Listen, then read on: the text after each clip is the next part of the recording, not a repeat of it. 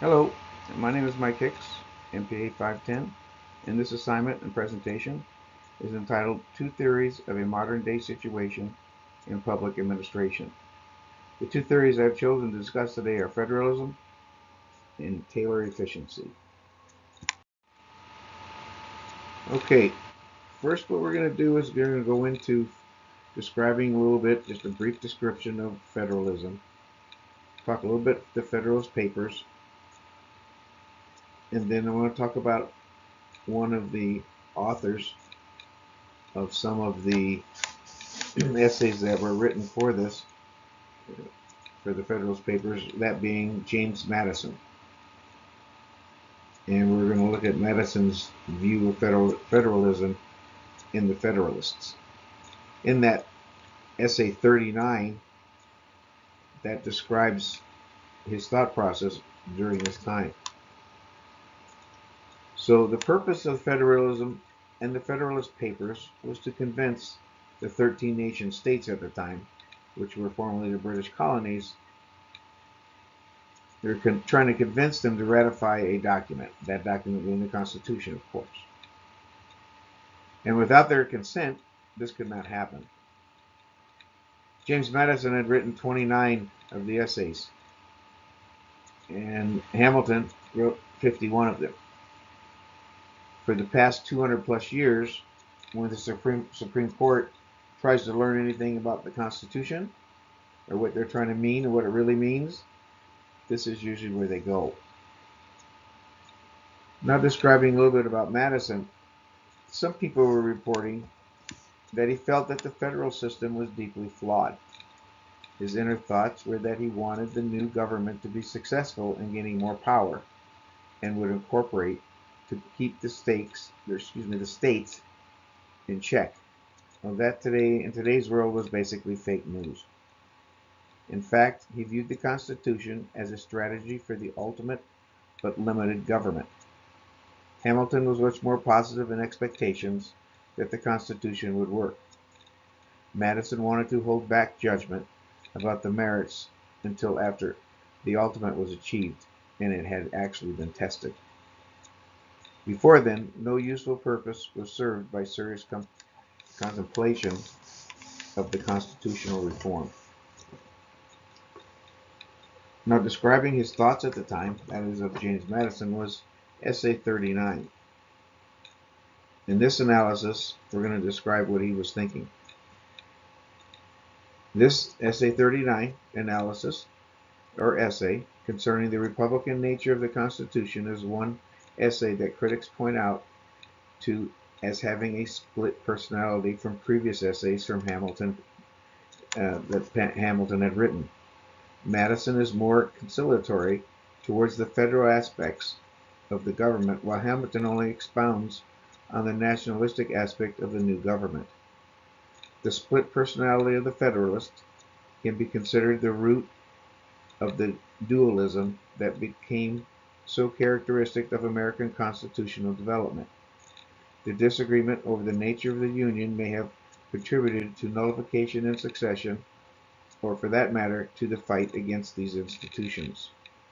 Likewise, Hamilton's and Madison's differing opinions on federalism were used when the Supreme Court interpreted the Constitution and largely account for the court's oscillation between dual federalism and nationalism. Also, the author's different conceptions of the separation of powers seem to mark the beginning of a struggle between the legislative, executive, and judicial branches of government evident through American history.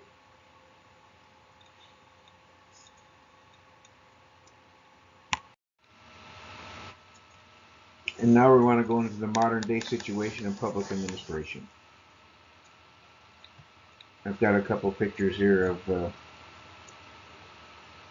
some presidents that I would like to review a couple of the stories behind what I think would happen if Madison were here today and how it reflects the way the Constitution is written to get to the argument where we are on most of these people today. If Madison were to meet Barack Obama, once he got over the shock of his origins, they would have a true meeting of elegant minds. they could discuss the Second Amendment on gun ownership and what did Madison really mean about militias anyway. Obama could tell them how well federalism has worked out and how he had to fight a little war over slavery. That peculiar institution was the unresolved fundamental flaw in our founding fathers' documents, and Madison would have known that as well as anyone.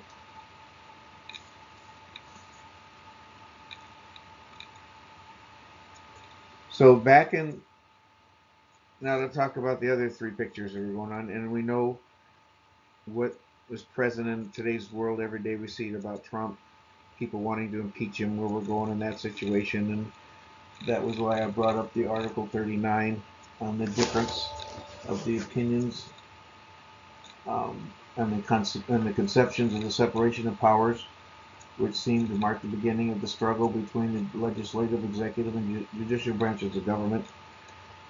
Every day we're hearing about how they're going to impeach Trump. They did impeach Clinton. Nixon was at a point where he was about to be impeached, and before they went into the vote, he decided to resign. This is the modern day. Johnson was also impeached, but that's further back. I would like to concentrate here on the modern day of where we're at, and then really think of what the situation was at hand back when they were putting these papers together in the Constitution. The delegates that were in a particular convention at the Constitutional Convention in 1787 discussed the topic of impeachment. The convention was meant to address problems with the Articles of Confederation, and from the meetings came the Constitution, which was in effect in 1789. The biggest question at the convention at the time was how broadly or narrowly to define impeachable offenses. At the gathering, George Mason, which was a delegate from Virginia, wanted to use the word maladministration as a cause for impeachment.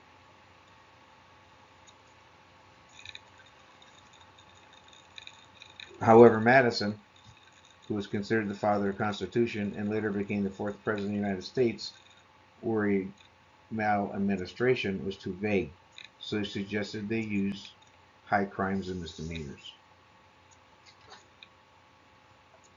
Madison went on to provide examples such as wrongdoing by a president. He might lose his capacity after his appointment.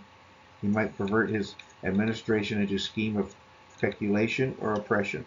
Madison's suggestion he might betray his trust to foreign powers. Later at the convention, James Odell, who went on to become a Supreme Court justice, said, according to Harvard legal scholar Cass Sunstein, I suppose the only instances in which the president would be liable to impeachment would be where he had received a bribe or had acted for some corporate motive or other. Such as bribe, he added, might come from a foreign power, and under influences of that bribe, he addressed enough with the Senate by artifices and misrepresentations to seduce their consent to a pernicious treaty. The delegates finalized the impeachment language and ratified the Constitution. The final language in Article 2 says that an officer can face impeachment for treason, bribery, or other high crimes and misdemeanors. But those offenses are thought to be included Madison's foreign powers criterion, according to the National Convention Center's Rosen. Princeton University historian Keith Whittington was pointed out that the Constitution states only general principle of impeachment and leaves Congress to put forward the specifics. Madison's point was not forgotten. In 1974, as the House Judiciary Committee commended the impeachment of former President Richard Nixon, a committee report mentioned the comments from both Madison and Iredell. The foreign powers line appears often in modern historians' accounts of constitutional convention. The topic of foreign influence on Trump's presidential campaign is the subject of Department of Justice Special Counsel investigation and probes by 3 congressional committees. The United States Intelligence Committee published an assessment in January stating that Russia melded in the 2016 election, but the topic of collusion is one partisan debate. Trump has repeatedly said that there was no collusion. Congressional investigators are divided on this subject, even if the list grows of undisclosed contacts that Trump campaign officials had with people connected to the Kremlin or who claimed to have connections. We have not had one witness or one shred of evidence suggesting collusion, Representative Tom Rooney, a Republican member of the House Intelligence Committee, told Newsweek in late October. But Representative Adam Schiff, the Democrat ranking member of the committee, said, "You have to think, willfully blind yourself to what we've seen to suggest there's no evidence." Several House Democrats have called for Trump's impeachment. On November 15th, 6 of them filed multiple articles of impeachment alleging obstruction of justice, violations of the foreign and domestic emoluments clauses, and undermining of the freedom of the press and undermining of the federal judiciary. In response, the Republican National Committee spokesman called the move a baseless radical effort that the vast majority of Americans disagree with. Previously, 2 more House Democrats had called for Trump's removal through impeachment. Such calls have not received widespread support from Democratic leaders. Press reports have recited Madison's foreign powers lines, which discussing the possibility of a Trump impeachment, but none of the lawmakers appear to have directly cited it in their reasons. The closest they have come is alleging that Trump violated the emoluments clauses of the Constitution, which restricts gifts from U.S. officials can receive from foreign governments. Ethics watchdogs have accused Trump of violating those clauses when foreign officials stay at the Trump International Hotel in Washington, D.C. The lawmakers has also mentioned that Trump campaign's alleged ties to Russia, but they used that to discuss possible obstruction of justice and not to address the ties themselves. As the investigations move forward, additional evidence supporting additional articles of impeachment may emerge. Representative Brad Sherman, who filed impeachment articles, said in July's statement, "However, as obstruction of justice, the evidence we have is sufficient to move forward now." The House of Representatives has impeached just 2 presidents, Andrew Johnson and Bill Clinton. The Senate did not convict either of them. Nixon resigned after the House Judiciary Committee launched an impeachment investigation before the House considered resolution.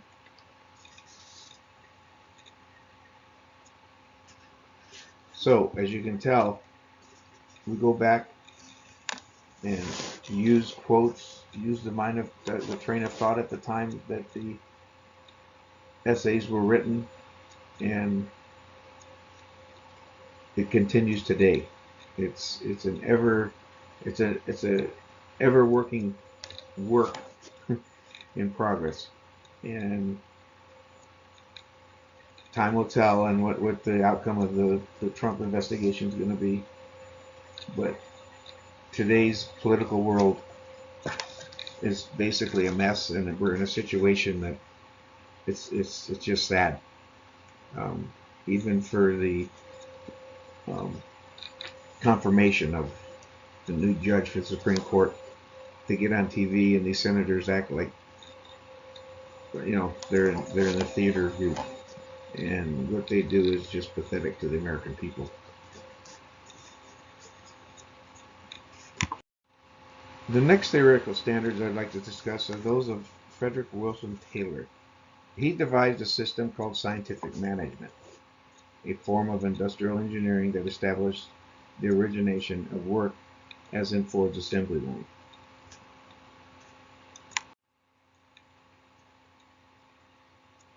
Some of the jobs that he held, or promotions that he likes to call it, from gang boss to foreman and finally chief engineer, led him the experience that he needed to get what he accomplished. He introduced time motion studies. He was basically a consulting engineer to manage it. Management is what he ended up doing. Taylor's ideas, clearly enunciated in his writings, were widely misinterpreted, though. Employers used time and motion studies simply to extract more work from employees for less pay. Unions condemned speed-ups and the lack of voice in their work that Taylorism gave them. Quality and productivity declined when his principles were simplistically instituted. I enjoyed watching the video that we were given. I've held a position in unions as a business agent at Disney, and I could relate to everything that they were basically talking about during this time when Frederick Winslow Taylor was implementing his theory on the aspect of scientific management. It's a process in the industry today that I'll go into here in the next slide of some of the experience I had doing it. And the bottom line is efficiency, and the actual bottom line is the dollar bill.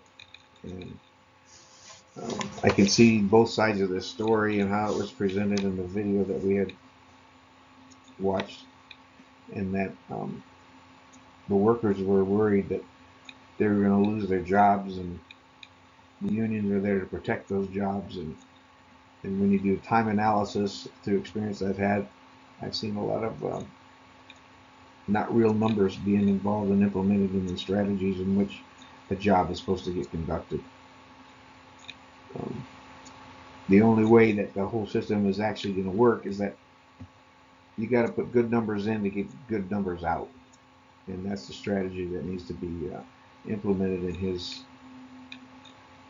theoretical standards, in which he embraced this standardization and the way he wanted the management, that he thought management should be ran, and the responsibilities associated with it.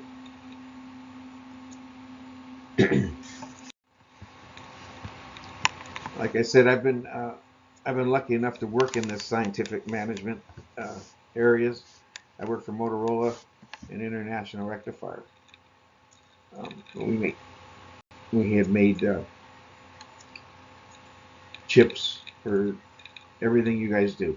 Everything from the phones to the washing machines to refrigerators to whatever. If there's a chip involved, we made it. And what we use for continuous improvement and where we were headed at was the same thing and the same ideals that Taylor had. But we used Deming as our Edward Deming to generate principles upon the actions of our companies. And he often credited Taylor for his methods and theories. As you look at this, and a careful reading of Taylor's work will reveal that he placed the workers' interest as high as the employers in his studies, and recognized the importance of suggestion box, for example, in a machine shop. We got benchmarking. We got decomposed the task into its constituent elements. We call business process redesign. Get rid of things that don't add value. All this, we got TPM, total productive manufacturing. These are the pillars that I've got up here that I used to incorporate into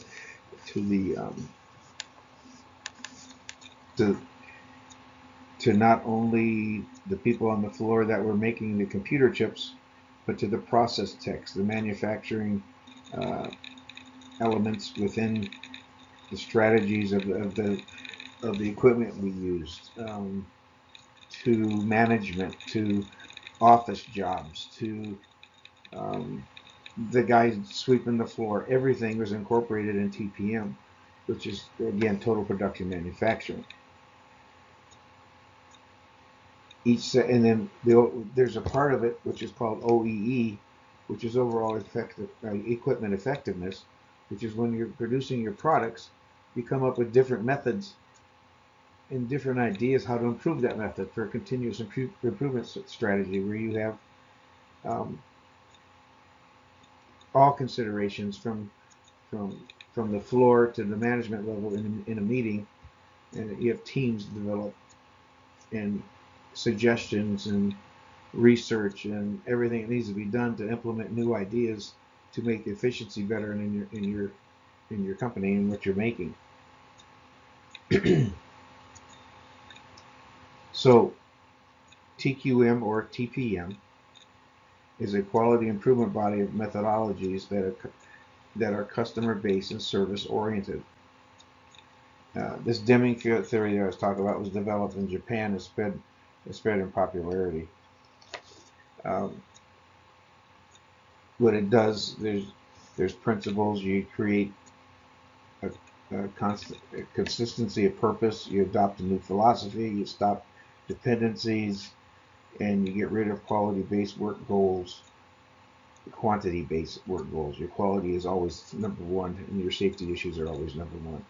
You get rid of quotas and standards. You support craftsmanship, pride craftsmanship, and the bottom line is you're looking for an ownership in what you're doing. If you have your teams involved, you get improvement. You take their ideas and you implement their ideas. They feel important, and that with those ideals, your job gets easier, and they can go to the next step to get to the root cause of issues and come up with better solutions through the TPM process. You improve efficiency, it costs less, and the overall program goes through your TPM certifications, and you expand it to your next part of your company. I ended up going through all of North America, from California to Boston to other cities around the country, cities and states, in that we implemented all the strategies, and we even had training, people doing online training. We implemented courses from basic theories of why we do what we're doing, and to basic improvement ideals. And the scientific management works today just like it worked when Taylor was going through it.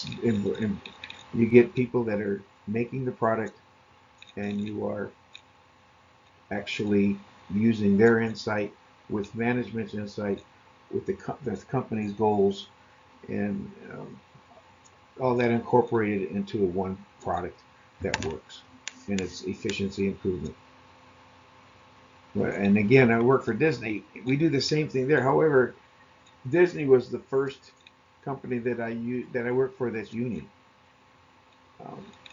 In that union strategy, it's a complete different animal, and it probably should be in another lecture. The end result there is the union and the company, of course, have two different ideals, and it's hard to come up with an idea that works for everybody. However, the system can work for them too. If you've got good information going in, you'll get good information coming out. And I'll leave the rest of that for another lecture. Well, that concludes my presentation. Thank you for your time, and I look forward to the next lesson. Have a great day.